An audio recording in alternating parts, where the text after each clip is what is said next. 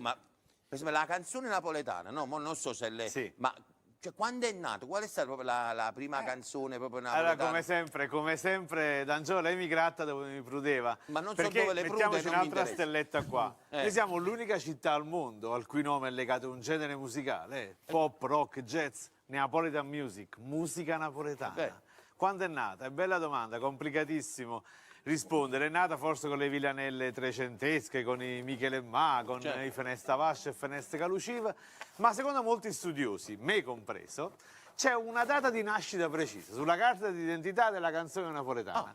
7 settembre 1835. Che precisione, 7 settembre? 1835, quasi 200 anni fa, quando un ottico di Spaccanapoli, che si chiamava Raffaele Sacco, quindi un dilettante, diremmo, uno che non scriveva canzoni per professione, era un ottico, un uomo di scienza, in uno dei palazzi lì di Via Toledo, durante un ricevimento, una festa, come una situazione come questa, quasi schernendosi con i presenti, disse: anche noi uomini di scienza a volte indulgiamo in alcune passioni. Ho scritto una poesione, una canzoncina. Tutto quanto, ma che buffo. Ma che stai con palle? Ma va fillendo. Ok, tra l'altro l'ottica Sacco sta ancora là dopo 200 anni. Ancora, Bene, che cosa successe?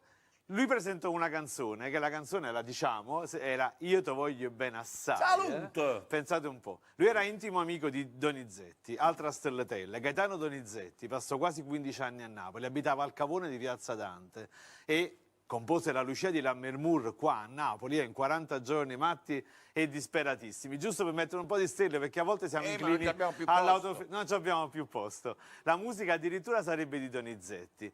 Dal giorno dopo fu il tormento di tutta la città. Se cantava a Napoli solo Io te voglio bene assai. In 2 frasi lui disse veramente parole che noi per esprimere lo stesso concetto dovremmo metterci righi e righi. Io te voglio bene assai ma tu non pensa a me. Generò talmente gelosia che nei giorni successivi una mano anonima lungo la via Toledo mise dei manifesti in cui scrissero addirittura: a me la canzone Io te voglio bene assai non mi piace, ma noi invece ci piace, e magari posso chiedere a Elena se ci fa un verso dopo 200 anni, guardate com'è attuale. Io te voglio bene assai, ma tu non pensa a me. Io te voglio bene assai, ma tu non pensa a me. Bellissimo. Che poesia, veramente. Pensa, chiudo, che a Napoli non esiste il ti amo, t'amo, non esiste in napoletano la parola t'amo, esiste te voglio bene. E in napoletano te voglio bene molto più di ti amo, in fondo, no? È vero, bravo.